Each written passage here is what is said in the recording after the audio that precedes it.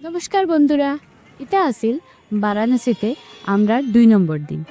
আর বিকালবেলা আমরা পরিবারের সব আবার বাইরে গেলাম বারাণসীতে আরও 2-3টা জায়গা এক্সপ্লোর করার লাগিয়া। বাট আমরা প্রথমে ডিসাইড করলাম যে সব আমরা দশের সমেত ঘাটে গিয়া মা গঙ্গার আশীর্বাদ নিব। যদিও আগের দিন রাত্রে আমরা অলরেডি ওইখানে গিয়া গঙ্গা আরতিও দেখছি, কিন্তু রাত্রেবেলা থাকায় মা গঙ্গার দর্শন ভালোভাবে করতে পারছি না। আর এই উদ্দেশ্যে আমরা সব আবার হাঁটতে হাঁটতে আইয়া পৌঁছে গেলাম ঘাটের সামনে। কিন্তু দিনের বেলাও সেই একই চিত্র ফুটিয়া উঠল। আমরা আগের দিন রাত্রে যেভাবে ভিড় পাইছিলাম সেই একইভাবে আজকেও ভক্তরার ভিড় দেখা গেল। এক ফুটাও পা রাখার জায়গা নেই। এইভাবেই ঘাটে মানুষের ভিড় আর ভিড়, যে যারে পারে ধাক্কা মারিয়া হাত বাড়তে আসে। আর আমরা ফ্যামিলি মেম্বার্সরাও যে যেমনে পারছি যেভাবে পারছি ঘাটের সামনে আইয়া ঢুকছি। যদিও আমরা চিন্তা আছিল যে আমরা গ্রুপের কেউ নিয়ে এই ভিড়ে হারি যায়। তবে বাবা বিশ্বনাথের আশীর্বাদে আমরা সব নিরাপদেই গঙ্গা মার দর্শন করিয়া তার আশীর্বাদ নিতে সক্ষম হয়েছি।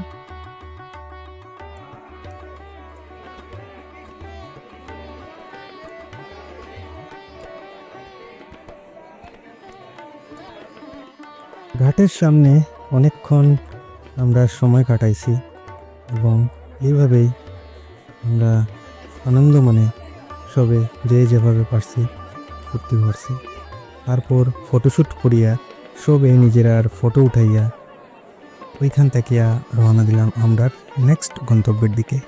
আর এই প্রচণ্ড ভিড়ের মধ্যে আমরা গ্রুপের সব সদস্যরারে ম্যানেজ করিয়া একলগে যাওয়াটাই একটা বড় চ্যালেঞ্জ আছে। কিন্তু ঈশ্বর সদয় থাকায় আমরা এই যুদ্ধটাও জয় করছি।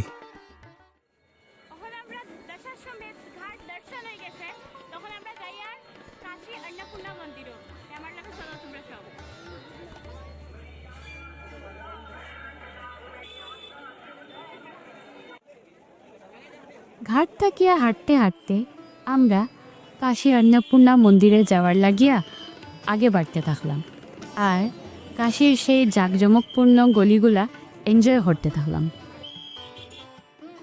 কাশী অন্নপূর্ণা মন্দিরটা বারাণসীর একটা অত্যন্ত গুরুত্বপূর্ণ তীর্থস্থান। এই মন্দিরে পৌঁছার রাস্তাগুলা কাশীর অন্য জায়গার মতোই ছোট ছোট, আর এই গল্লিগুলার লাগিয়াই কাশীর একটা বিশেষ পরিচিতি। মন্দিরে পৌঁছার গল্লিগুলা ছোট ছোট দোকানপাট, ফুলের মালা, পূজার সামগ্রীর পসরা দিয়া সাজাইন থাকে, যেটা তোমরা সবে ভিডিওতে দেখতেই পাররাই। আর এই ছোট ছোট গল্লিগুলা দিয়া হাঁটার সময় কাশীর প্রাচীন শহরের একটা বিশেষ আমেজ পাওয়া যায়। আর অন্নপূর্ণা মন্দিরের মূল প্রবেশপথটা কাশী বিশ্বনাথ মন্দিরের খুব সামনে থাকায় অনেক তীর্থযাত্রীরা বিশ্বনাথ মন্দির দর্শন করিয়াই মা অন্নপূর্ণার দর্শনের লাগিয়া এই মন্দিরে আয়। কিন্তু আমরা দহেশ্বমেধ ঘাট থাকি আওয়ায় এই মন্দিরে অন্য রাস্তা দিয়া প্রবেশ করছি। আর ঘাট থাকিয়া মোটামুটি 15 থেকে 20 মিনিটের মধ্যেই আমরা মন্দির প্রাঙ্গণে ঢুকি গেছি। মন্দিরে মা অন্নপূর্ণা আর শিব বাবার মূর্তি ছাড়াও অন্য দেবদেবীর মূর্তিও স্থাপিত আছে। কোয়া হয় যে মন্দিরটা দশম শতাব্দীতে নির্মাণ করা হয়েছিল। মা অন্নপূর্ণারে খাদ্য আর সমৃদ্ধির দেবী হিসাবে পূজা করা হয়। আর প্রত্যেক বছর দিওয়ালির সময় এই মন্দিরে অন্নকূট উৎসব পালন করা হয়। তখন রকমারি ভোগ বানাইয়া মা অন্নপূর্ণারে পূজা করা হয়। মন্দির দর্শন করার পরে আমরা সব গিয়া পৌঁছে গেলাম কাশী অন্নপূর্ণা অন্নক্ষেত্র ট্রাস্ট দ্বারা পরিচালিত ভোজনশালাত, যেখানে ভক্তরারে বিনামূল্যে খাবার পরিবেশন করা হয়, যেটা অন্নকূট নামে পরিচিত। এই প্রথাটা মন্দিরের একটা খুব ইম্পর্টেন্ট পার্ট। আর এটার মাধ্যমে দেবী অন্নপূর্ণারে সম্মান জানানি হয়। এটা একটা ধর্মীয় বিশ্বাস যে মায়ের মন্দিরে আইয়া কেউ যাতে অভুক্ত না থাকে, আর এই বিশ্বাসের মর্যাদা দিয়াই প্রত্যেক দিন বহু ভক্তরারে বিনামূল্যে খাওয়ানি হয়। আর এই কারণেই আমরাও মায়ের মন্দিরে আইয়া না খাইয়া যাইতে পারছি না। কিন্তু ভিডিওগ্রাফি করতে বাধা দেওয়ায় আমরা খাওয়ার জায়গায় ভিডিও করতে পারছি না। তোমরা শেষে এই ভোজনশালায় আইয়া খাইছো, কমেন্ট বক্সে নিশ্চয়ই জানাইও। খাওয়া দাওয়া শেষ করিয়া আমরা সব বাড়ি গেলাম আমরার আজকের শেষ গন্তব্যের দিকে, যেটা আছিল কাশী বিশালাক্ষী মন্দির। আর বিশালাক্ষী মা দুর্গা মায়েরই আরেক রূপ। মা অন্নপূর্ণা মন্দির থাকিয়া মাত্র 5 মিনিট দূরে থাকা এই মন্দিরটা সতীর 51টা শক্তিপীঠগুলার মধ্যে অন্যতম। কোয়া হয় যে এখানেই দেবী সতীর চোখ পড়ছেন। আর এই মন্দিরের আর্কিটেকচার দক্ষিণ ভারতের মন্দিরের আদলে বানানো, যেটা নর্থ ইন্ডিয়ান মন্দিরগুলোর থাকিয়া সম্পূর্ণ আলাদা।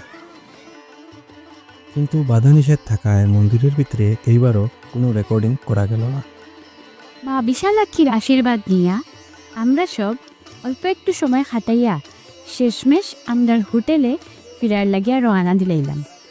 আর ফিরার আগে মা বিশালাক্ষীর কাছে সবের মঙ্গল কামনা করিয়া প্রার্থনা করলাম।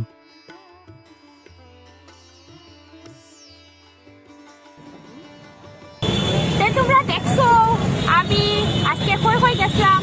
সব থেকে প্রথম গেছিলাম দশাশ্রমে একটা ঘাট, এখানে গিয়া গঙ্গা মার দর্শন করছি। আর তারপরে গেছিলাম মা অন্নপূর্ণা মন্দিরও, এখানেও গিয়া অত টেস্টি প্রসাদ আছে। তো তারপরে গেছি আমরা সতীর 51 পীঠের মধ্যে একটা পীঠ, শক্তিপীঠ এখানে আছে মা বিশালাক্ষী। তো বিশালাক্ষী মন্দিরও আমরা গেছি, গিয়া এখানেও প্রণাম করছি। আর এখন আমরা রিক্সার বইয়া আমরা হোটেলে যাই গিয়া সবখানে, যদিও আমি ভিডিওগ্রাফি করতে পারছি না কারণ সকালে ভিডিওগ্রাফি করা নিষেধ আছে, যতটুকু পারছি আশা করি তোমরা দেখছো, বুঝছো। আর কিছু না বুঝলে, কিছু জানার ইচ্ছে তাহলে আমার কমেন্ট করিও তোমরা। সবরে টাটা।